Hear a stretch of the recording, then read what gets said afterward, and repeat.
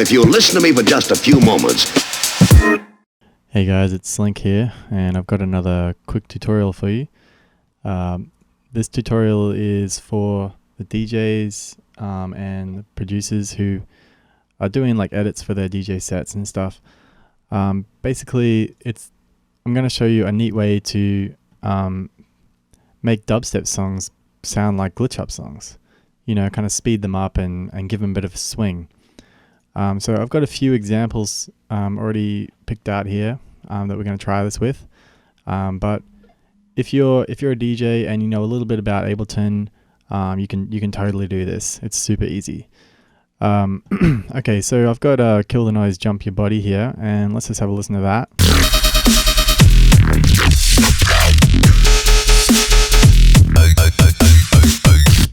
Cool song, but it's a bit slow, you know what I mean? Like, I can't really fit that into my glitch up sets, which is more around the 100, 105, 110 BPM sort of range. This is 70 BPM, it's really slow, but hey, I like the song, it's cool, so I want to edit it and play it. And if you guys have seen me live, I've totally played my edit of this, because I've already done an edit of this one. But let's do it together here. So I've got warping mode off right now. So I'm going to go ahead and turn that on. And I know for a fact that this is a 70 BPM song, so I'm just going to type 70 into there, and that's going to apply that over the whole track. So let's just make sure the drop should hit right on 9 there, pretty much. And now what we want to concentrate on is the warping algorithm. So we've got this set to beats. Transient, it's preserving the transients, and looping mode is on right now. Now you guys are probably thinking, sure, if you want to make a track faster, just set it to complex and turn up the global BPM. And that's true, but it kind of sounds like shit. Have a listen to this.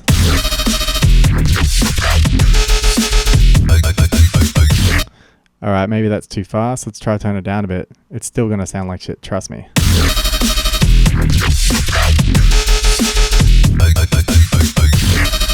Yeah, that sounds like absolute shit. So what I discovered is a little trick with the beats mode. So beats mode, depending on what you decide to preserve, it's like warping. It's like cutting up the sample like an MPC would, old school style. It's not affecting the sound itself. It's simply putting slices in and squeezing them together. So if I was to kind of do something manually here, let's just set this to eighths. So if I wanted to, we want to turn the looping mode off. This is the ideal settings, but let me show you what's actually happening here. So if I set my grid to 1/8 and then take a cut at every eighth, okay, this chop, if this was not warped, it's actually this long, a little bit longer, you see? Same with this one. So what beats mode is doing is it's not warping anything, it's trimming these back and then smushing them together. So it would be like this, and so on and so on all the way through the track.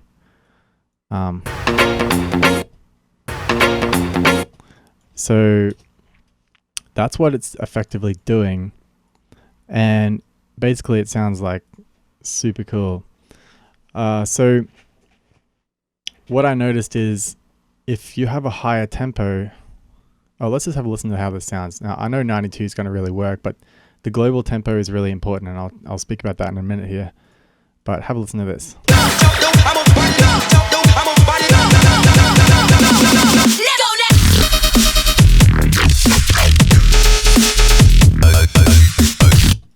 Sick, right? Remember what it sounds like on complex? It's got no swing, it's got no feel, and the high ends all mushed together, and it just sounds like garbage. But with beats mode, 1/8 looping mode off.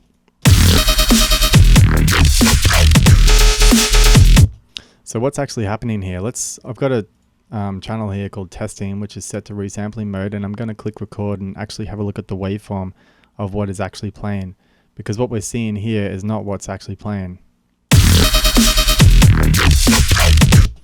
So see how there's like 4 wubs here. Wub, wub, wub, wub, wub, wub. And there's only 3 here. Why is that? Well, let's go back to the eighths. Sorry, let's go to 16ths this time. And you'll see, so the 8th is there and the 16th are here. So if we chop this, right, and we'll do this manually, turn warping mode off, and then turn warping mode off here, watch this. See how it cuts off the end of that last bit? Because it's playing unwarped, which is a slower tempo, and it's trimming off the end of it. So you get this nice kind of triplet feel. I hope that I can explain that right, and I hope you guys are understanding me. But just know that it sounds sick when you set 70 BPM tracks to 92 on the global here, and set up the warping algorithm like that. So that took me like all of 2 seconds, and I can just render that out, and boom, I've got to edit.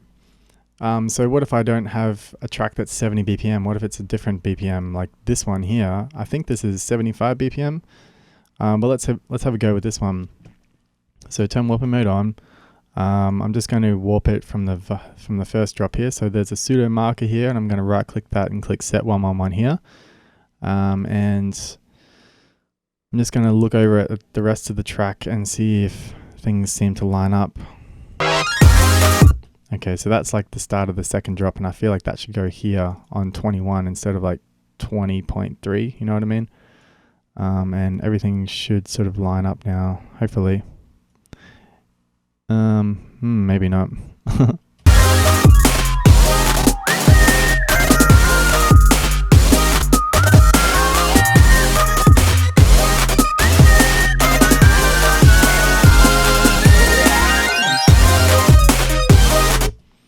Yeah, that's not right.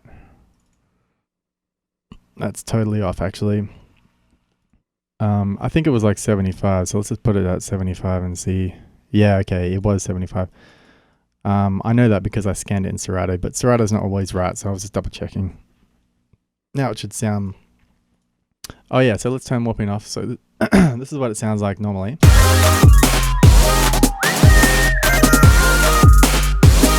Okay, it's a pretty cool track.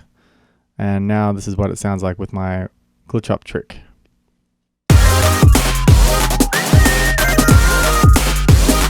It sounds cool, but it's a little bit messy. So what's happening here?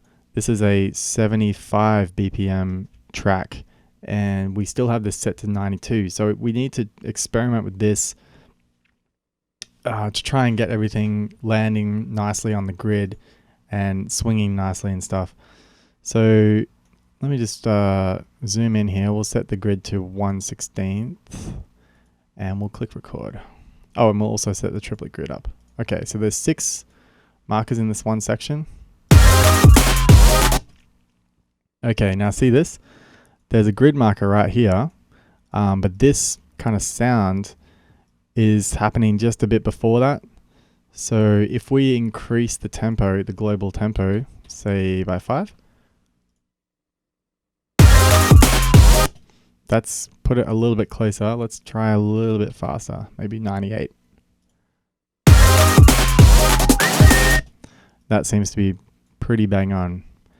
And so that should tidy things up a little bit throughout the rest of the track. And give the whole track a triplet swing, which sounds really cool.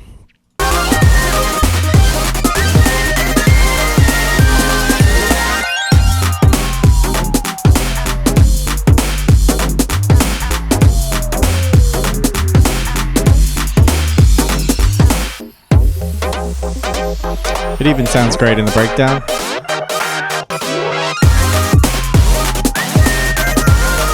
And remember, this track used to sound like this.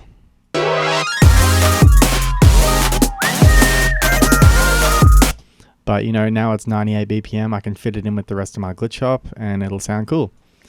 Let's do a couple more examples here.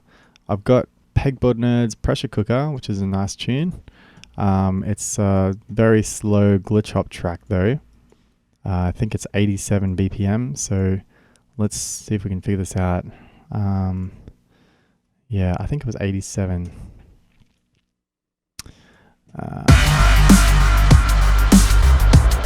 Yeah. So originally, let's have a listen to this, the drop here. Pull up on the trigger, guys.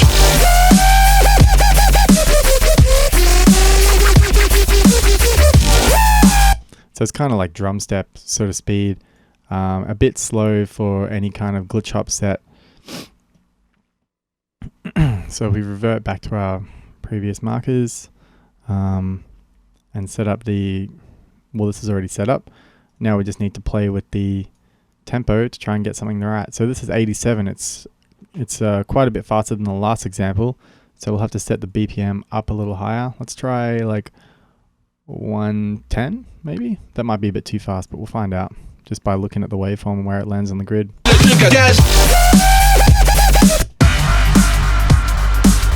Gotta kind of find a spot where we can see the transients.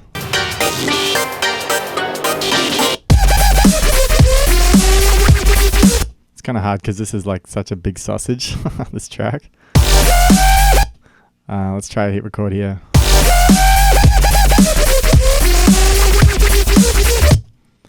Yeah, it's really hard to see exactly where things are landing.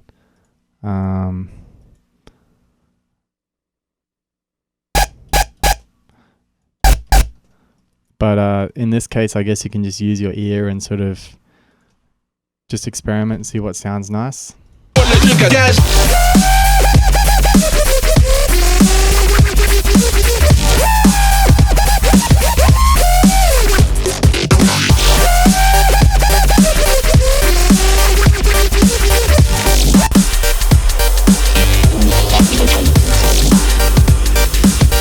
Oh, there's a double kick there.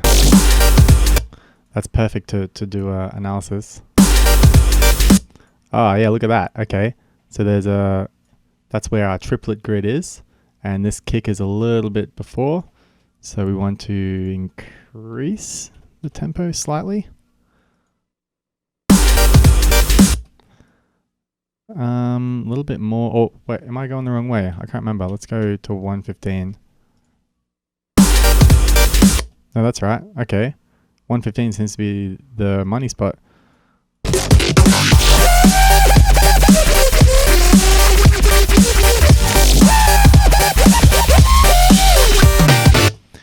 That's the money spot if you wanted a triplet grid swing, but you might not want that much of a swing, so you can just experiment with the tempo and find out what sounds good for you, and what will match with the rest of your sets. Let's try one more example here. This is another 70 BPM dubstep track by Temenite. I'm not sure if that's how you say it, but and you can see how quickly this is. So I literally just drag the tune in. I've clicked warp. I'm going to go beats, 1/8, looping mode off. Set the actual grid to 70 because it's a 70 BPM song. Set this to 92 because we know that that works for 70 BPM tracks. And I'm done. Oh, I gotta move that to the front.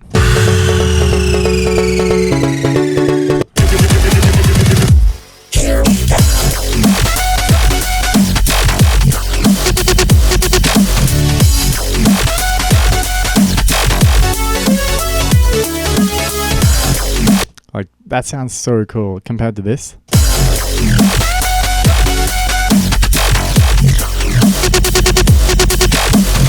I mean, that also sounds cool, but I much prefer the swingy, sort of faster tempo of that 92 BPM. And it's kind of sweet because double 92 is like 184, which is like kind of around the tempo of drum and bass. So if you were DJing and you were playing some drum and bass tracks at around 174, you could drop this tune in and just pitch it down on your turntables or CDJs or whatever, and it would totally fit in. So you're playing a dubstep song in with your drum and bass shit, or you can pitch it up a bit on your CDJs or turntables or whatever you're using, and match it up with some of your glitch hop stuff, which is around 105 or 110 or something like that. Pitching up a track from 92 to 100 and 105 wouldn't be too bad. But what you can do to make this even faster, let's say we like the way this is swinging. We totally do, because it sounds sick. Let's just take this drop section here.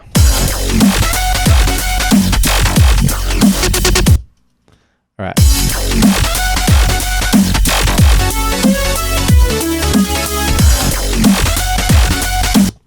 I'm going to press Control J on this. And what I've got here is a little tool which can tell you if you transpose something by a number of semitones and you type in your original BPM, which is 92, it'll tell you what tempo it ends up being, because when you pitch something up, it gets faster unless you have a key lock or something like that. So if we pitched it up one semitone, it would, and our original BPM is 92, it would be 97.5, which is a little bit faster, a little closer to that glitch hop tempo.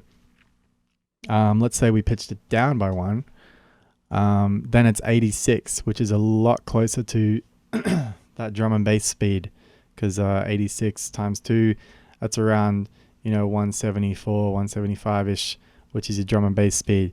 So this trick is super handy for getting ready for DJ sets and doing little edits for your sets. And also an added bonus with this pitch shifting is if the tracks that you're playing either side of this song are exactly one semitone out of key with the track that you're editing, you can accommodate for that and have everything all nice in key and whatnot. Like, let's say this track is in, I don't know what key that's in, but let's say it's in D minor, and the track that you're playing before it is in like D sharp minor. Well, you can pitch this up one semitone, and then you've got it in D sharp or whatever.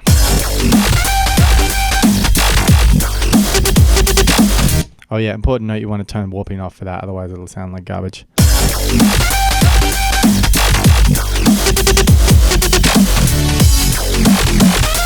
You can see it getting longer and shorter because the tempo of this is actually changing. See, if I go up, it's a little bit shorter than it originally was. And if I go down one semitone, it's a little bit longer.